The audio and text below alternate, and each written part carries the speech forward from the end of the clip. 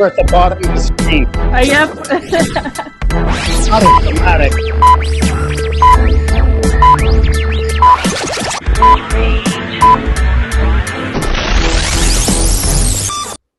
Oh my goodness, ladies and gentlemen, welcome. Welcome back. It's been so long since I've had the opportunity to chat with Brandi. If you follow the Election Truth Alliance at all, or you follow smart elections, or you're just kind of generally interested or concerned about the 2024 election, then you probably know Brandi. But if you don't, then you'll get to know Brandi a little bit more in this live stream. Before, just so I don't forget, be sure that you follow Brandi. You can find her at Brandi20208. Yep. On TikTok. Yep. But also, where else are you these days? Instagram, upscrolled, and I'm on Blue Sky. Alrighty. Haven't made the move over to Substack yet, eh? So I do have a Substack account, but I haven't really posted anything on it. I just kind of follow other people over on Substack. I just realized I should, where's the little spot where I see the chat? There it is. Oh, hello, Sweet Pea is here with us. That is Brandi. Yeah, yep. Say hi to Sweet Pea. Hi, Sweet Pea. And we've got who do we got? We've got Bernard here. Hey, Bernard, welcome. I always like there's some other like way to make the notes easier to see, but anyways, I'll keep learning about this gadgetry, and maybe I'll figure it out. So so we used to have like a weekly live stream, Brandi and I. And every week there would be new stuff to talk about when it came to the election front. There still is. and it hasn't slowed down, right? No. It hasn't slowed down at all. But we took a break. Both got busy. My son's hockey schedule started to land on Wednesday nights and all kinds of stuff. But I noticed he didn't have a hockey game tonight. So I reached out to Brandi and I was like, well, we should do it if we can. So here we are.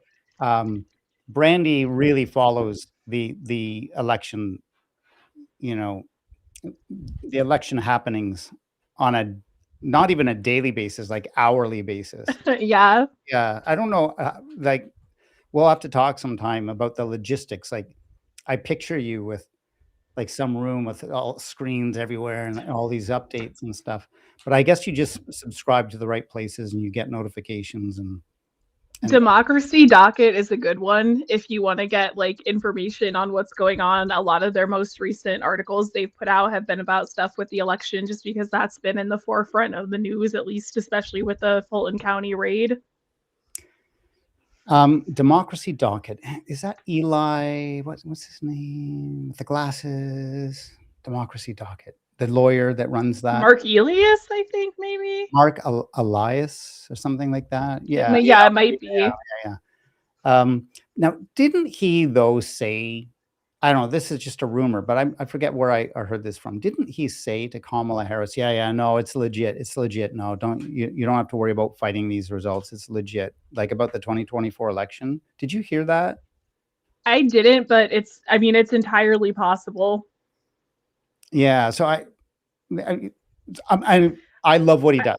I was just doing my Mark Elias, my imitation right there. Actually, as a matter of fact. He's on it. Like he is bringing cases where cases need to be brought. He is right there at the forefront of defending, democracy by way of defending elections, the validity of elections. But I don't know. I just heard that. I guess I shouldn't judge, but I just heard that like, oh, he was the one who stopped Kamala Harris from pursuing action. But that's like rumor, third, fourth, fifth hand. I don't know. So don't take my word on that. But I do love what he does, and I listen to him a lot. Yeah. So now Brandi sent me a number of stories that she would like to discuss tonight. And so here's just the first one that I've got up. Let's see how well this works. So tell us about what's going on here. Tulsi Gabbard. says Trump requested her presence at the FBI raid in Fulton County. And I didn't get the article, the general article up about Fulton County. So feel free to bring us up to speed about what is going on there. Well, they basically sent the FBI into Fulton County, Georgia, in regards to the 2020 election, and they had them seize like machines that would count the votes. They had them seize ballots, voter rolls, stuff like that. And the fact that Tulsi Gabbard was there, I mean, I'm not going to say it was illegal because I don't necessarily think that's the case, but it's just weird because she's technically in charge of like foreign intelligence. So that would be like the CSA or the CIA, the NSA, stuff like that. So for her to be at like an FBI raid for something domestic isn't like necessarily normal. Yeah, that's pretty weird. In my mind, there would be plenty of reason to get in a legitimate government. There'd be plenty of reason to have, intelligence agencies looking in to these elections because there's the whole role that Russia played. Yeah. But that's not what they're after, is it? No, and quite frankly, it's insane at this point because yet again, he's fighting over the 2020 election, at least supposedly, where he got to have multiple recounts and everything like that, and people told him he was fair, but yet we cannot get one recount for the 2024 election. No states have agreed to that yet. So there's two parts to that. There's the part of first there's the asking, and then there's the getting permission or not. So certainly in 2020, the Trump campaign asked everywhere, like, we want recounts, we want you to just off the bench, overturn the election. Yep. So how much have we asked? Like the only thing that I'm familiar with is the Rockland County case. And Smart Elections had that. I know that the ETA has dropped their lawsuit in Pennsylvania as far as like they've been served paperwork and everything like that, and they're trying to get that dismissed. Al Schmidt is, because that's like one of the people that was named just because he's like the Secretary of the Commonwealth. there's three counties, right, in Pennsylvania where they filed these suits. I believe it's Erie County, Allegheny County, and I think Philadelphia. Great memory, because I made a video on it, but that was like, how long ago was it? It was right around when they filed those suits. Mm-hmm. Is everything still going on with that? Have any of those cases been shut down? As far as I know, they haven't been shut down like completely, but I do know that like they're trying to get them like dismissed on technicalities and stuff like that. You didn't get this stamped or that signed, or it's passed, or whatever. I know, because one of them there was like a signature was missing, or there was like someone's name was in the wrong spot. So they're trying to do whatever they can to make it so that it can't move forward regardless. What's your theory about that? Because Pennsylvania, okay, so it's a swing state, so I guess it could go either way, but I still think of it as a democratic state. I don't know. Why do I think? Why? Well, our governor is a Democrat. Yeah, is that why I think of it? I mean, I think that Pennsylvania is like pretty like open. Like it really can go either way. Like I meet people in my daily life that some people are like liberal, some people are super conservative, but I know that he's losing support here. Like I've seen a lot of signs come down from people's yards that say Trump. So I know that he's not in everyone's favor as much as he was as when the election was happening. So you actually would, yeah. I mean, I know I'm digressing, but you actually see people put Trump signs up like around the election. Oh yeah, there was like a lot of them. They're like I'm not going to say every house because there wasn't, but like a decent amount of people had Trump signs out. My neighbor across the street did, and she didn't take hers down completely, but she has like put it behind stuff so you can't really see it. Wow. I just don't know what to say. I don't know what to say. Let me get some comments here. I got a nice hello y'all from Ketty. Hey. Hi. Hello. Sweet Pea said, if Dems had stolen 20, why wouldn't they in 2024, right? I'm sure that's what you meant Yeah, to say. There yeah, were double probably. cost there. Yeah, yeah. Well, I mean, we, Brandon and I do have a theory about that. Um, yeah. In general, don't let me put words in your mouth, but in general, when we look at the data, sometimes we see signs that actually both parties engage in a little bit of this tomfoolery. Yeah, I mean, I think Lulu even said in one of her videos or interviews that she had like done research, and I think it was in New York because that's where she focuses. I forget which race it was, but it's like seemed like a father that was like is somewhere in a political position of power had kind of rigged it so that his son won an election or something along those lines. Now, don't quote me word for word, but it was Mhm. something like that. Yeah. That that kind of stuff, it does happen over time in the US. Uh, there is a possibility it's happening now. My theory on just very rudimentary, just you can't, I can't, anyways, I can't analyze everything, and even if I could, I'm not really a data analyst or a statistician or anything. But when I do gather certain numbers together and I have an opportunity to look at things, it rough back of envelope calculations, I would just say if there is rigging going on, and I think there is, like I think I do too. it's actually kind of incontrovertible.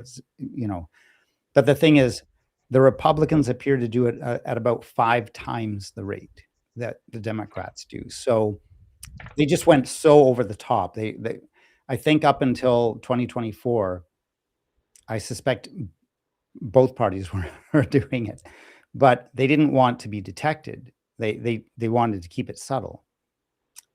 And I think it's just my theory here. I think after the frustration of, the Trump campaign trying to, you know, file all these, more than 60 lawsuits and failing at every one of them, um, I think they thought, well, then let's just go whole hog in the next election, and we won't even care if our efforts are detected. You Well, know, it's 'Cause just nobody does it's like anything anyways. So it's crazy because like some of the stuff like that like this isn't stuff that I sent you, but like they have done like research, like I believe the ETA like along with like other people that they've picked up along the way that help them. And in some of these states, like there's counties or cities that where people voted for him that didn't even exist. oh, Donald Trump. Yeah. Yeah, yeah. Yeah. No, all kinds of crazy things. There Um, was a precinct in my area that had 300% voter turnout, which is impossible because the most you can get is 100%, which usually they don't even get that in most places. So tell me how you got 300%. yes. Um, that's that's the in fact, that's the data that gives me that number of 5 times the rate. And it's just using a very it's almost proxy data because we're not looking at everything, but just certain precincts where more than 100% voter turnout occurred. So when you look at that, and bearing in mind, presumably, if you're trying to rig an election, you would really try to avoid that. You would really try to avoid having like that more than 100% turnout as you stuff ballots in different places, um, because that you're kind of giving yourself away. Just whatever analogy you might want to make. If you're going to steal something, you don't want to like do it right in front of the camera or something. You try to be subtle. So when I look at, and I've crunched numbers and I've got a graph on those, I think they call turnout abnormalities, I think is the term that's used to describe that.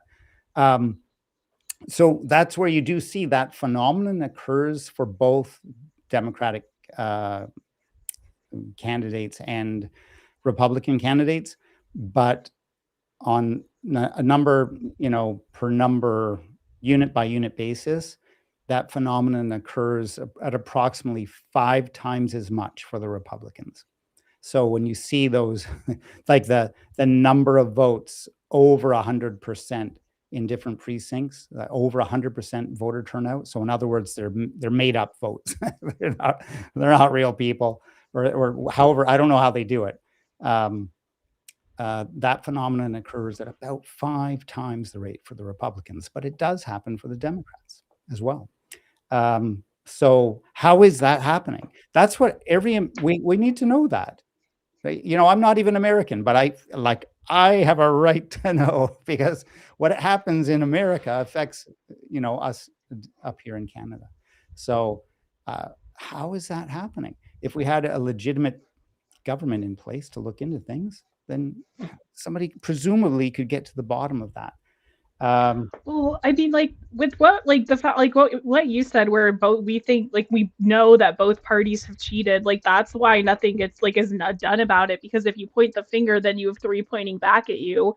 So if the Democrats were to go and be like, look at this irrefutable proof of this election fraud, I mean, they're going to be looked into too, and then it's going to be like, oh, but look, you guys cheated as well. Yes, exactly. And that is my theory. I mean, some of you, we got 15 people, I think, watching this live stream right now. I keep saying, I've got a theory. Don't worry, I'm making a video. And there's always other things I make videos on, and that. So I'm going to get to it tomorrow. I'll start working on this video, and I'll just present the evidence. But yeah, like everywhere where we see indications of Republican cheating, and it's huge, like it's like you laugh out loud. There's spit on your screen, from when you see this data. It's just ridiculous. It's ridiculous. They're not even trying to hide it. But at the same time, you'll see subtle signatures of the Democrats doing the same kind of thing. You just don't tend to notice it because it's so extreme. The fingerprint is so extreme for the Republicans. And I'm just guessing here, but I guess their view is, well, as long as they don't know how we did it, it doesn't matter if they can see that we are doing it, as long as they can't tell how we're doing it, and they can't point at a person and go, hey, you right there, you rigged that machine, or you stuffed those ballots in there, or whatever. As long as they can't figure out how we're doing it, then we can do it. But let me bring this back to what you wanted to talk about here with this stuff here. This is another thing that kind of gives me pause about this, because looking at the data, it looks like the Republicans can do whatever they want with the elections. The 88 county problem, 88. Yep. Right? 88, the flagpoles at the White House that I think Donald Trump paid for, or whatever. 2 of them, 88 feet high. They just love that number. It's Yep. all that mustached man stuff. So if they can play these elections like a grand piano, if they can make the outcome whatever they want, why are they trying to get all these voter rolls and stuff from everywhere? And why are they bothering with Fulton County and all that? What do you suppose what's behind all this? Well, I know in 2020 he lost Fulton County, Georgia by I don't know, it wasn't huge. I think it was maybe 10,000 votes. So and when that happened, he wanted people to go in to find the votes so that he could reclaim the presidency. So I feel like he has a grudge against this specific county in Georgia, and he wants to know what they potentially did wrong in 2020 so that they can make sure that they win it again next time. I don't know if they maybe want to see if more people did mail-in ballots for that election, because the ETA has said not that mail-in ballots are foolproof, but it's harder to rig a mail-in ballot than it is to do the in-person voting. Yeah. And then the Republicans pushed that bill that said you can't start counting your mail-in ballots ahead of time. So kind of forcing people to, even if you're going to have mail-in ballots, you still need to put them through a machine. They seem to really want you to use machines, right? Yep. I could be wrong, Yep. but that was a very interesting that. Yeah, we don't do hand counts. That's not the norm here. It's put them through the machine. And at the end of the day, is that because, do you suppose, Well, I mean, I think it facilitates election fraud personally, but I Yeah. think the practical excuse perhaps that Americans use when people go, why don't you just use hand counted paper ballots? That's what everybody else does. That's the gold standard. Why, use these machines? Even Elon Musk would say it's just so easy to add one line of code. And, it kind of seems like that's what they did. Um, is the reason though that Americans will say, but yeah, but look at our ballots. Like there's so many things on our ballots. Like in any election, in a general election, there could be like what, 10, 12 the different things on a ballot. Yeah, there's usually like a couple. I mean, I know even for the last one that we had here, which was just like a primary or something like that, like there was like a front and back page worth of like people to choose Yeah. for like different positions. But I don't know. My whole theory with that too is I'm like, you force people into jury duty here, so why not force people into counting ballots? Mm, mm-hmm. Mm.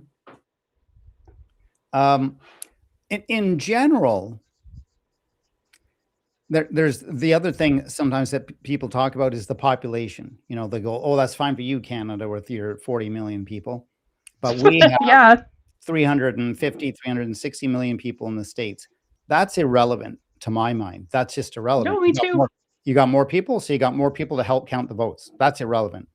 What's relevant is how big and complicated the ballots are. But nonetheless, it's just not worth it to my mind to use those machines, to use those tabulators and those, the voting No, it machines. isn't, especially because they just sold Dominion to Liberty Vote, and now the guy that's in charge of that is like a Republican sympathizer. So I don't know.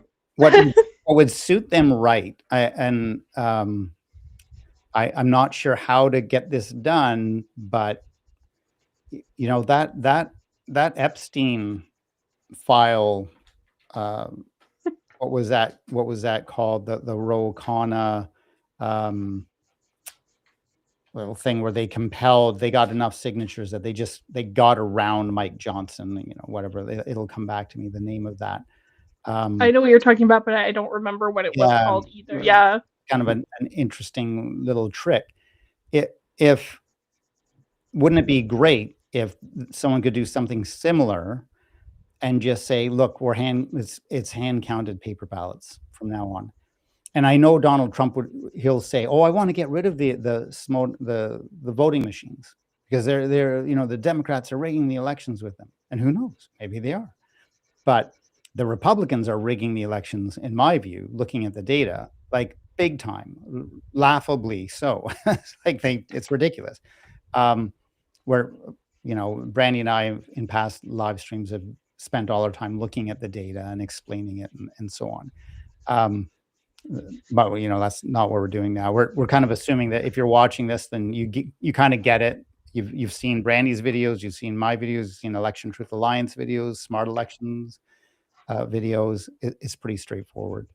The thing is now how to stop it, and how to stop it by the midterms. So, which is this year, by the way, everyone. So make sure you're registered to vote if you live in the United States. Yes. Was it called a discharge? Yeah, it might have been a discharge petition. Discharge. So wouldn't it be funny if they could do that Epstein thing? Maybe there could be a discharge petition to say, you know what, hand counted paper ballots from now on. Hey, Liberty votes, have fun with your like machines. I don't know what you're going to do with them all. Good luck with that. Hopefully you don't have stock in that. Wouldn't that be great if it would be no more, or at least at the state level that could be done? Like we're doing it's hand counted paper ballots, and if I got the right section of the Constitution, is it Section 4 that's all about the states have their domain? And it might be. I don't know which section it falls under ultimately, but I do know that states they're supposed to run their own elections. It's not supposed to be a federal government type of thing. I mean, they'll try to, as you know, Trump's talking about nationalizing the voting and so on. The They'll only thing I agree with on that is just Mm, that I think that the recount procedures should be straight across the board because that is kind of insane. Like each state has their own way that you can get a recount. Like in some states, it has to be done by the person running. In some states, it could be done by like people that live in the county. They could call for like a recount, but I do think that they need more of a straight across the board way to get a recount. yeah, for sure. And of course, you know, I'll confess that I'm paranoid and so on, but uh, well, about the Trump regime. But if you're not, then I you're, don't know what's I going think on with you're you. kind of daft if you're not like Yeah. paranoid of that regime. Um, but if they were performing a recount, to my mind, that would just be one other mechanism for rigging the vote. So it's like, well, now we've got two chances to rig the votes. So if they win in the first vote, then we'll just go, okay, we'll do a recount. Yeah, we'll do a recount.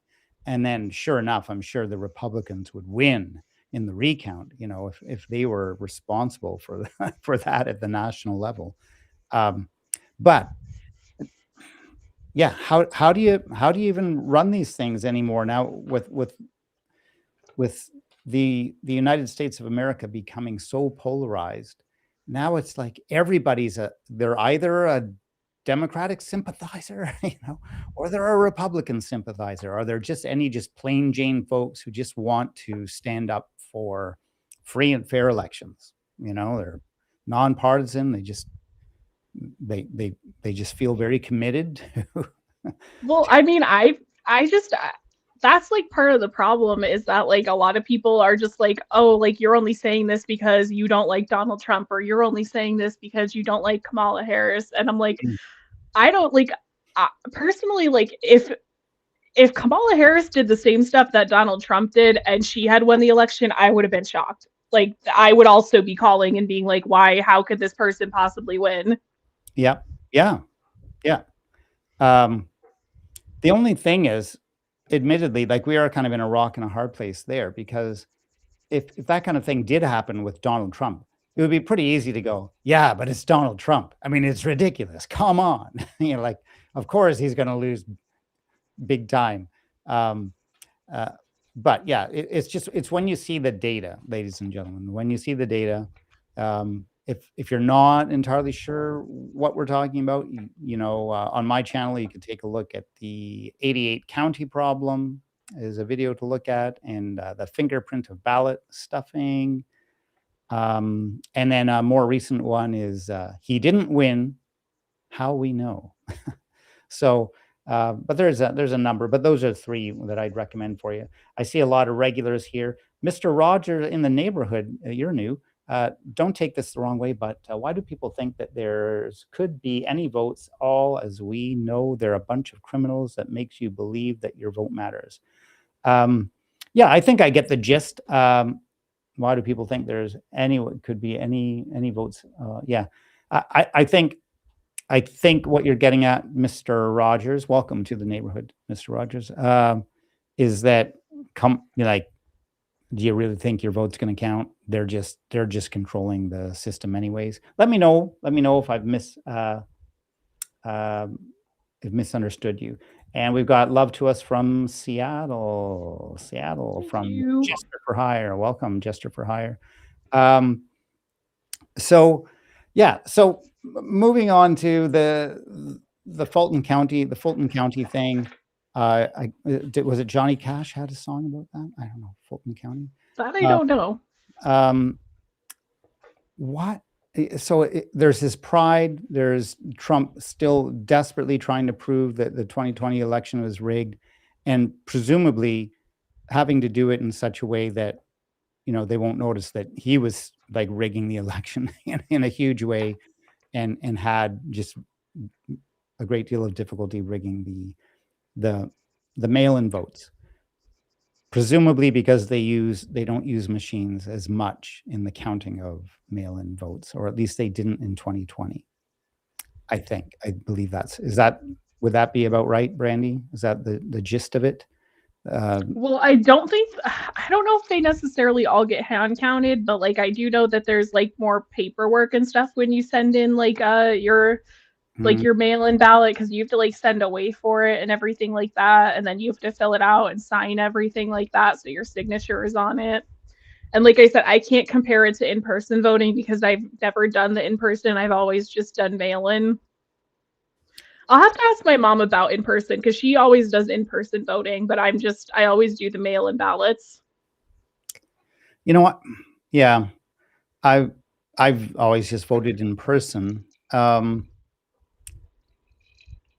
When you mail it in, forgive me, forgive my ignorance because I've never done it. Your name and everything has to be somewhere on that form to prove you're a real person. And if it's not supposed to, like, I think that, like, if you're missing stuff, they could not count it. Yeah, or give you an opportunity to, I always use the wrong word here, not not heal your ballot, but it's I'm not something sure. something your ballot. I always wanna say heal it, but let me know, ladies and gentlemen, if you got the right word. My brain just doesn't grab onto that word. It's like, I wanna say heal your ballot, but it's like basically Cure? cure it. I think maybe something like that. Um, to you have an opportunity to fix any mistakes. If you left your middle name off, or something like that. You forgot to write in your postal code or your zip code, as you would say in Yeah. the US. Give you that opportunity to maybe cure your ballot. Is that it? Um, and that was one of the things that the Trump campaign was arguing about in 2020 is like, oh, they had too long. You were giving them too long to cure their ballots. Like, okay, well, there was like one case where they got a favorable outcome, but that it wasn't anything to do with like, wow, look, you proved election fraud. It was just a debate over that, like how long they had to cure their ballots. That was it.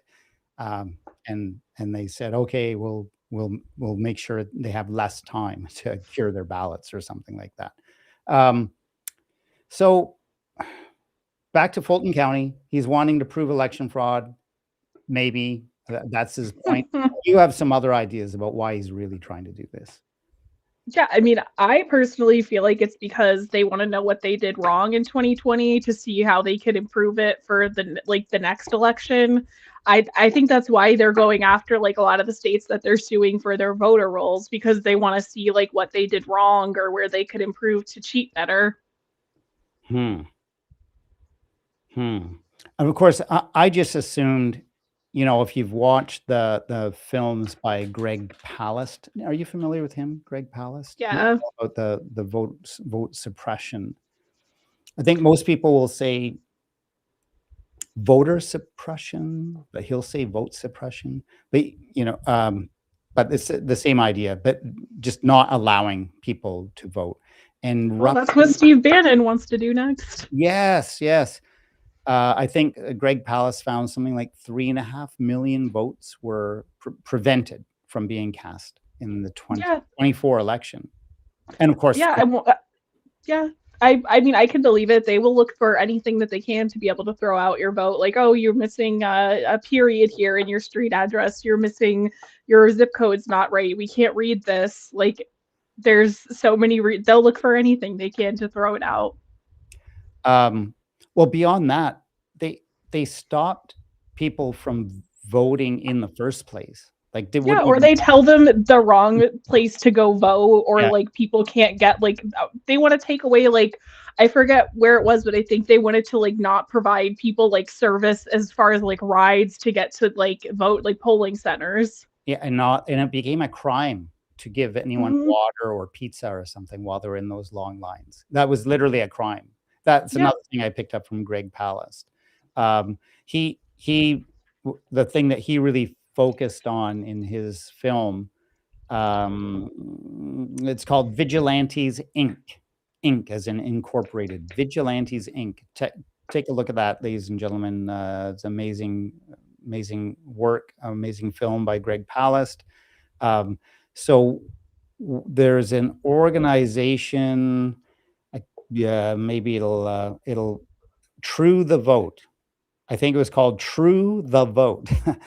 And what so ostensibly, it's presented as this organization to make sure elections are fair, but what it's really is an election to stop Democrats from voting. So they created lists of basically people that they deduced would vote democratically. And then True the vote. yeah, and then they So, handed them out to people who lived in various jurisdictions, because they needed these local vigilantes. That you had to they passed laws that said anyone who lives in an area, this is unbelievable, but that's what they did. Anyone who lives in an area can challenge anyone else who lives in that area and say, "Hey, I don't think you actually have the right to vote here." And they don't go up to the person. They don't even tell them. They go up to the board of elections and they go, "Hey, that guy over there, I don't think he can vote. I don't think he actually lives here. You should look into that." And so I believe that's when they would send out a little card. It would look like junk mail, and it would just kind of say, "Hello, somebody has challenged your right to vote, and unless you fill out this card and send it back to us, you will not be allowed to vote." So you were like presumed guilty until proven innocent, and most people just didn't even recognize it; just looked like junk mail. yeah. So there's this one lady, and Greg Palast interviewed her before she kicked him out of her house when she realized what he was there for. She challenged like 40,000 or 35,000 or something, like tens of thousands of people she got eliminated from the voter rolls. That one person, because you could just like copy and paste this list, send one email into the election board, and they would go, "Oh, okay." And that's the other thing, that just the fact that the election board would go, "Oh, some lady has sent us 35,000 names," or whatever it was. One lady. Well, I guess she knows what she's talking about. And then they just stopped those people from voting. I mean, maybe they sent them the junk mail, and then most of those people, of course, didn't understand what this junk mail was, that they had to fill it out, or they had to go turn up in person and prove that they actually lived somewhere and they had the right to vote there. But yeah, that vigilante stuff got rid of millions of Democratic votes. Well,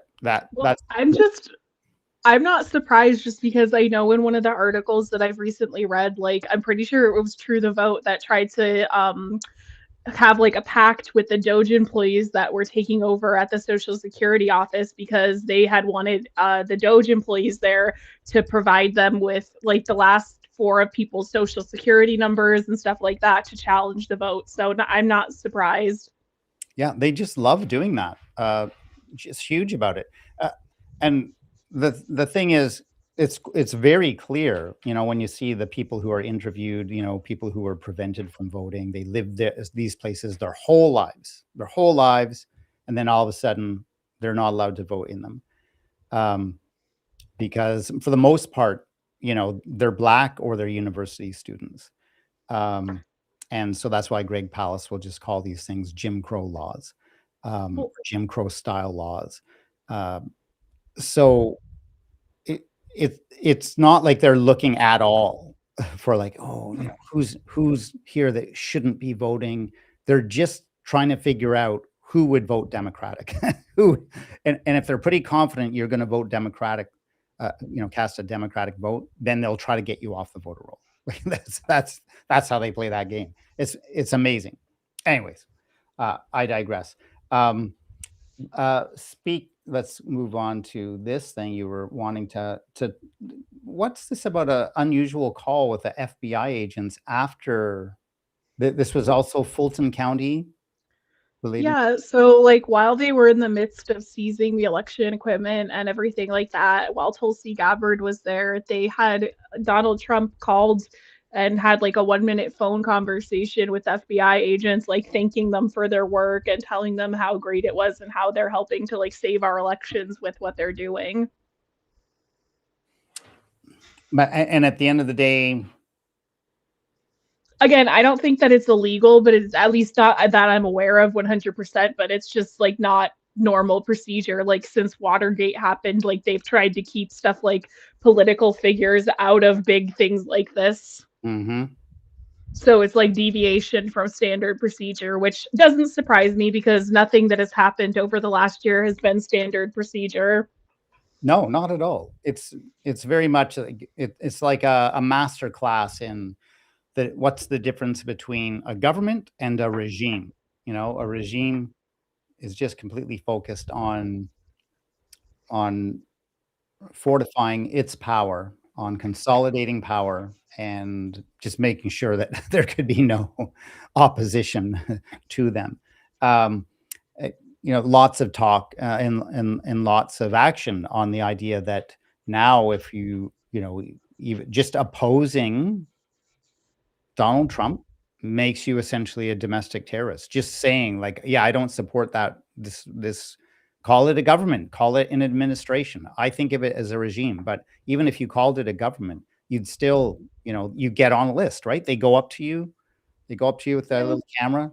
Yeah, now you're on the list. Now you're a domestic terrorist just because you like. I mean, they like arrested Don Lemon for like going to that one protest at the church in Minneapolis. They had like the FBI show up at his hotel at like midnight, and there were like 12 guys that arrested him.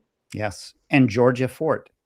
Yep. And two others who maybe are just a little less known, so we don't know their names. But and I don't understand that. Let us know in the comments, ladies and gentlemen, if you understand. Like, I did look at the charge. It was something like, well, we feel you were trying to interfere with other people being allowed to express their you know, to exercise their freedom of speech. But I don't know what the technical argument is. Sorry, what? What were they No, doing? I know. And he didn't even, I mean, he wasn't even really doing anything. He was just like recording what was going on, which is like within anyone's rights to do. Okay. So is it that maybe I should learn more about what this demonstration was or something? But what I was think it was the church, if I'm not mistaken, I think it was the church where like their pastor is supposedly like an ICE personnel person.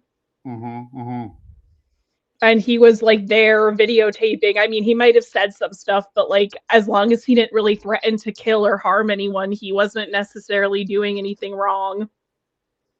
Okay. So maybe I mean, I honestly, I didn't even understand the argument. It just seems so odd. Like I just thought, okay, they're just doing their job. They're turning up somewhere to record a protest or demonstration or something, but they're recording a demonstration that was supportive of the Trump regime.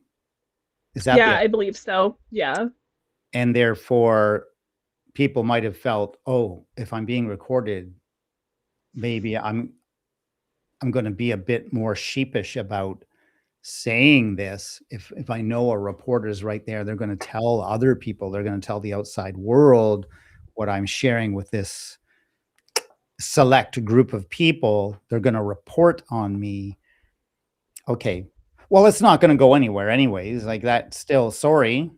That's, you know, it's freedom of the press. That's freedom Well, of the it's just press. trying to scare people that are in the press from going and like saying anything or recording or speaking out because they're like, you know, if you record something we don't want you to record, we'll arrest you. Yeah. When Bernard has said they violated the FACE Act, and I remember that. I was trying to remember what was the acronym. And okay, so that's the idea here. Is I get the connection now. It's written for abortion clinics, but it has religious connotations.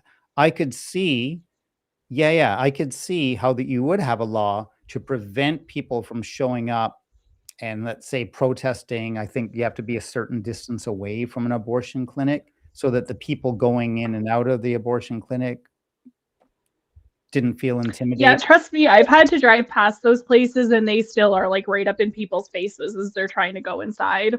Yeah.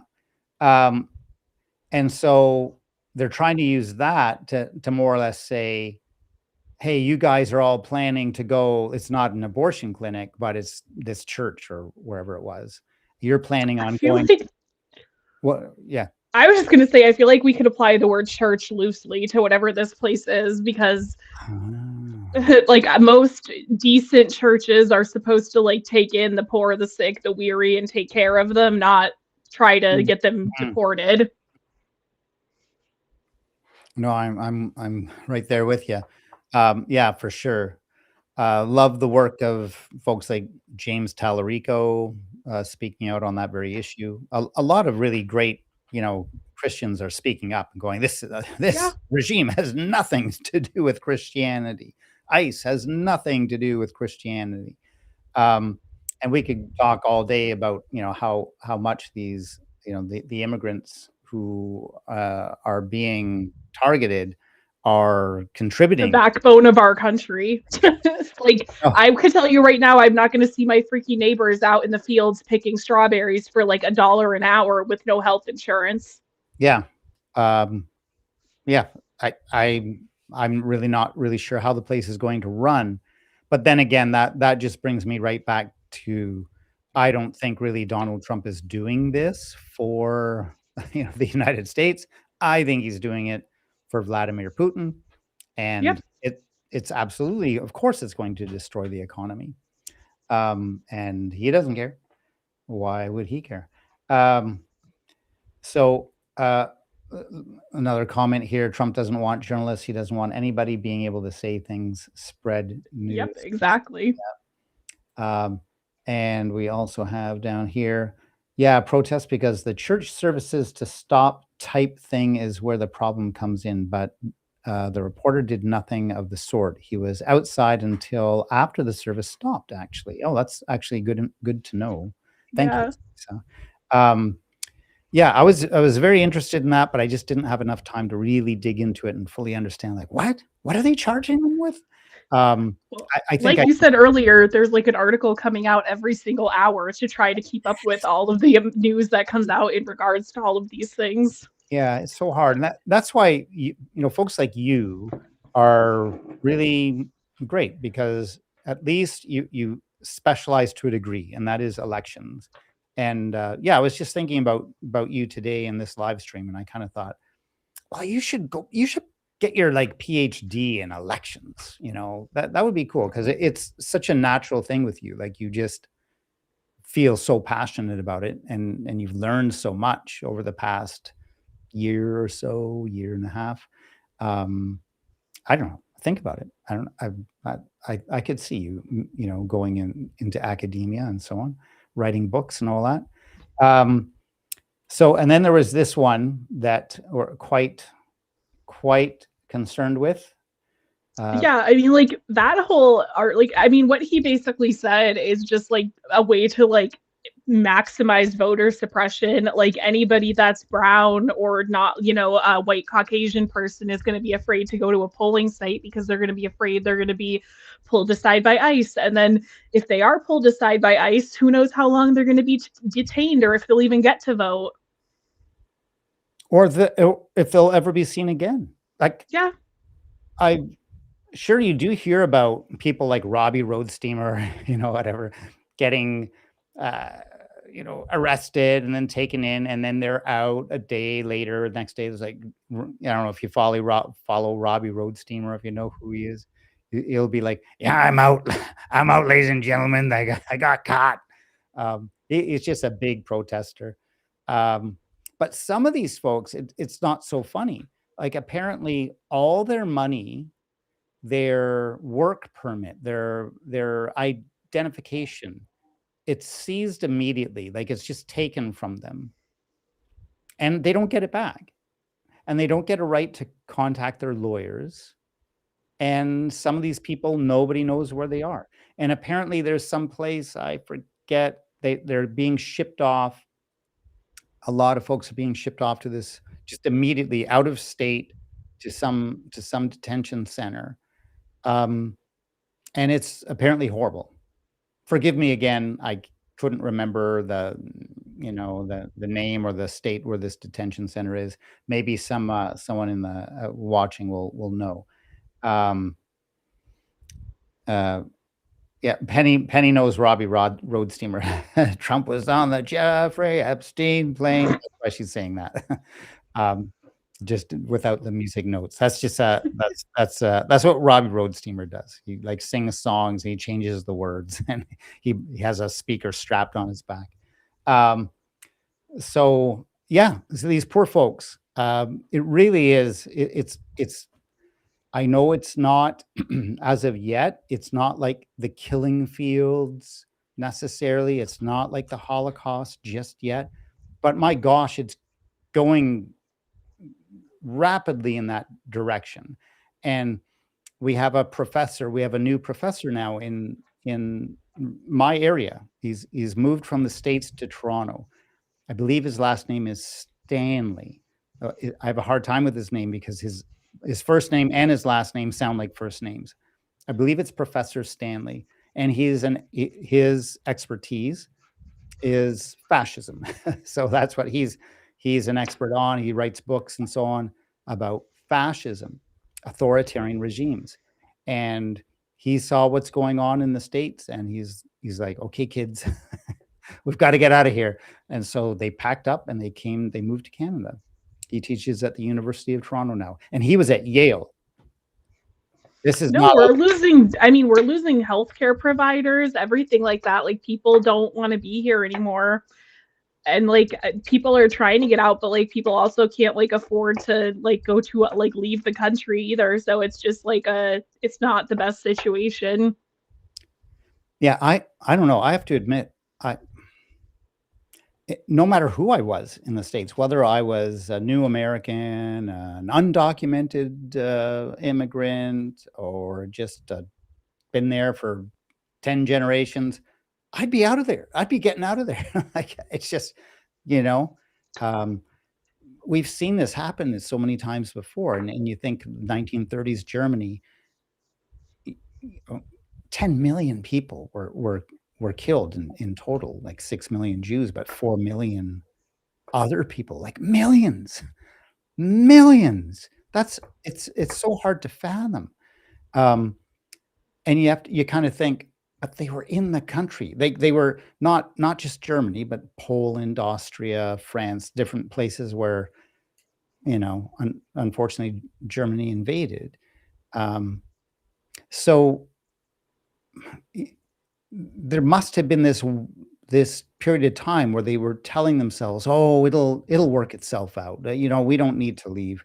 Obviously, some people did leave, and they're over here, and they got, some people were sent back, and all this kind of stuff.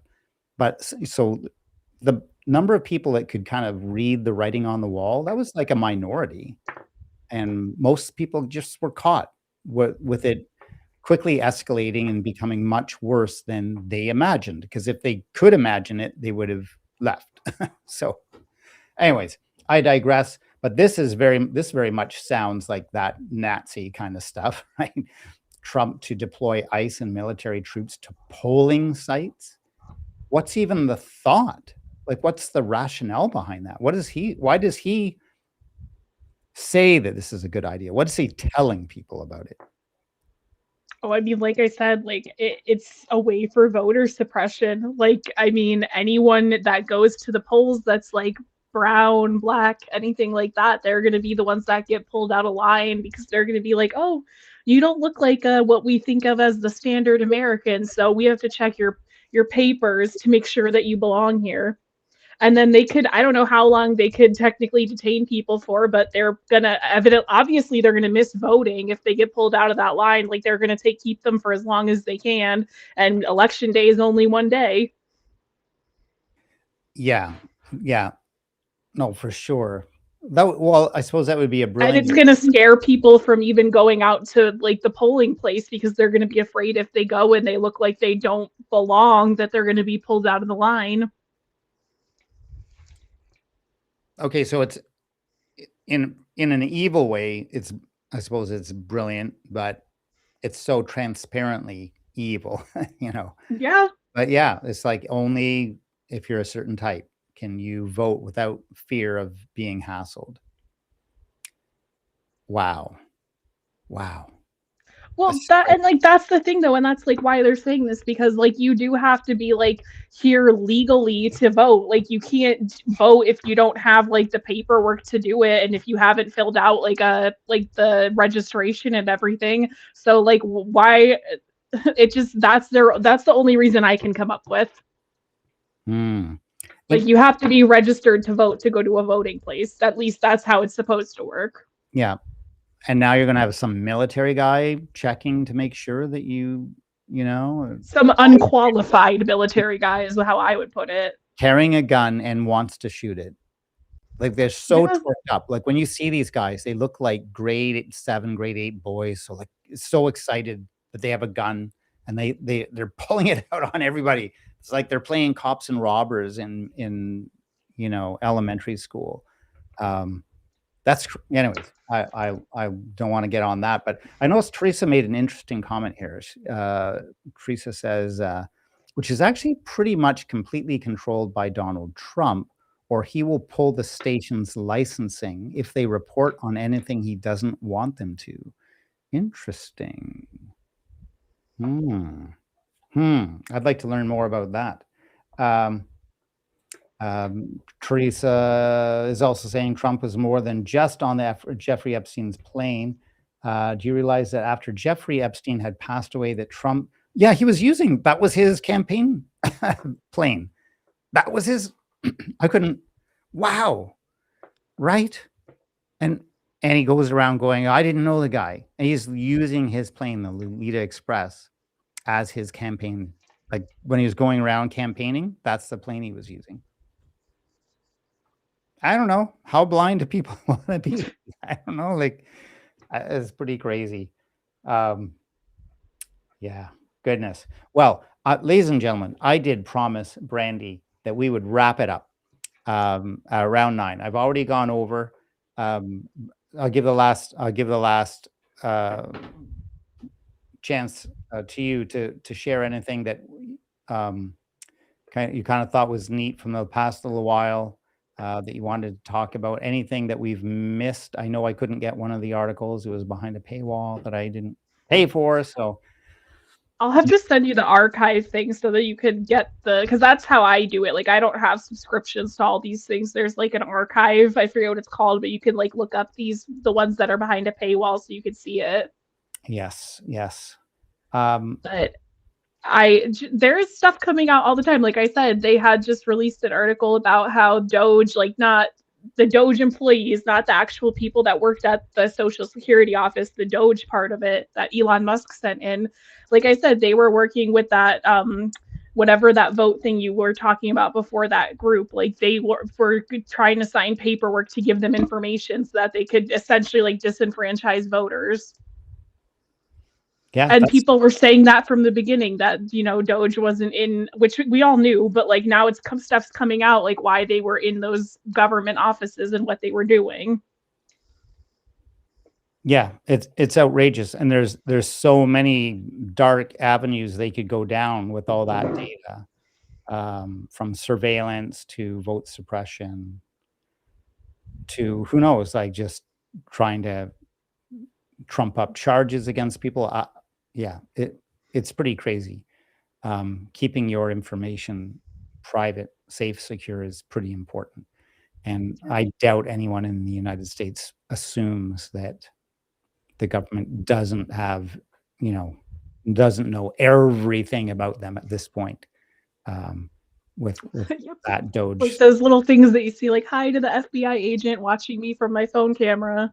Yeah. Sure, they're watching us right now. So, but welcome Doge. If you're watching, don't forget to like and subscribe.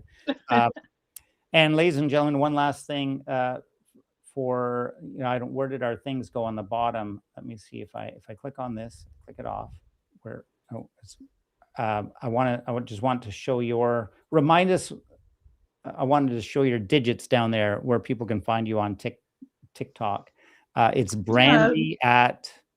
It's just Brandi 20208, and I'm pretty sure I have that same username for at least TikTok, Upscrolled, and Instagram. Okay, so I can put it up here. That's what I'll do. Brandi. Let's see. I'll share it. That's right. Brandi, and then I'll show it. So Yep. be sure to follow Brandi at Brandi20208. Is that your handle for YouTube? I don't. Yeah, I don't. I don't. I'll have to look it up, but I think it honestly might be like my first name and my last initial. Right. So we won't. In the interest of privacy, just like we were talking about, I won't promote that channel just yet. But I'd especially encourage you to think about Substack, and just there's a lot of buzz like around Substack these days. Well, as far as YouTube, I think I have like 3 YouTube accounts because at one point I was creating Google accounts because I would forget my password every single time I would get a new phone. So I could probably make one of my YouTube accounts just be like my same username that I use for my other social media. It's just a matter of doing it. Yeah, the 20208. Yeah. I Mhm. mean, I know it's so hard to, part of why I recently left TikTok, after what's his face bought it. What's his name again? What's that guy's name who just bought TikTok? Oh, I don't remember. I know who you're talking about, but I'm not good with names. Larry Ellison, I think. Yeah, yes, that sounds right. Ellison or Elliston. Yeah, because I only remember because I was like, I didn't like delete my account, but I deleted the app. And I just said, I made my profile message like, have fun with your dead platform, Larry. But it's not dead. I get it. Brandy's there doing all kinds of great things. But if, as certain platforms kind of lose their credibility as, big billionaires buy them, and it becomes very clear that they're suppressing information or whatever, people started to go elsewhere. And I think that's what kind of gave rise to Substack. That just seems to be a platform that people migrate to once they get concerned about the legitimacy of their current platform. So I'm not trying to hate on TikTok actually though, because Brandi does very good work there and you get your message out. Like the stuff that you do is exactly what TikTok would hate, but you do it and it's working. So you've got your interesting kind of code that you speak in and everybody knows what you're saying, but it seems to get around the algorithm. Have you noticed any difference before I let you go? That'll be the final thing I'll ask. Have you noticed a difference since Larry Ellison I bought the platform? I mean, I actually, at least in my last couple videos, I got away with saying the word election instead of test, and my videos didn't get taken down. So I don't know if maybe there's laziness as the transition is happening, or I don't know what's going to happen. The first day though, after the transition, it sucked. Like people's views tanked like immediately. Like people were only getting like 100 views on a video. Yes, I aspired to get 100 views on a video in TikTok. What can I tell you? Uh, I did all right on the climate side, but not so much on the election stuff or the political stuff. But ladies and gentlemen, I did promise. Thank you so much. I can't really keep up so much. Oh, Penny knew the name too. Penny knew the name, Larry Ellison. Sorry if I didn't get a chance to speak to all the comments, ladies and gentlemen. I've got to get a better setup where my arm, this thing, where this isn't actually right in between where the comments are on this big monitor in front of me. Anyways, I'll work that out for the next live stream. I always say that. Thank you all for joining us. Thank you, Brandi. I look over. Yeah, we'll have to do it again soon. Yes, yes. And the good thing about it, if we can, the good thing about having more regular live streams is that we don't have so much to catch up on, and we can spend a little more time on each little thing. But I still have my habit of just droning on about odd random topics. So thank you for your patience. Thanks for your time, Brandi. Don't forget, ladies and gentlemen, to follow Brandi. Where did I write it? Somewhere up here. There it is. Follow Brandi at Brandi20208. Yep. TikTok is her main platform. does very well there, has a huge following, and rightly so, because you work tirelessly to make us aware about what's going on with the elections in the United States. So hopefully we can somehow get that all fixed before the midterms. That'll be a topic, I'm sure, the next time we get together. So, Yeah. ladies and gentlemen, thank you so much. Thank you, Brandi. And we'll see you maybe sometime next week. Who knows? It won't be a Wednesday because there is a hockey game, but maybe a Thursday or a Tuesday. So, ladies and Tuesdays usually don't work because I go to my boyfriend's house Tuesday nights, but we could probably do Thursday. Thursdays, I'll look at Thursdays as a possibility. Sometime in the middle of the week, we'll see if we can do it. All right. So, ladies and gentlemen, thanks so much. I'm going to do the little outro thing here, and then the live stream will be over. Thanks, everybody. Have a great night, and I will see you in the next one. Bye, guys.